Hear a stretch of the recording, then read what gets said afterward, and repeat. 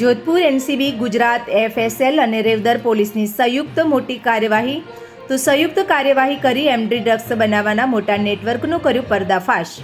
સિરોહી જિલ્લાના રેવદર તાલુકાના દાંતરાઈ ગામની સીમમાં રેડ કરીને એમડી ડ્રગ્સ બનાવવાનો સામાન જપ્ત કર્યો।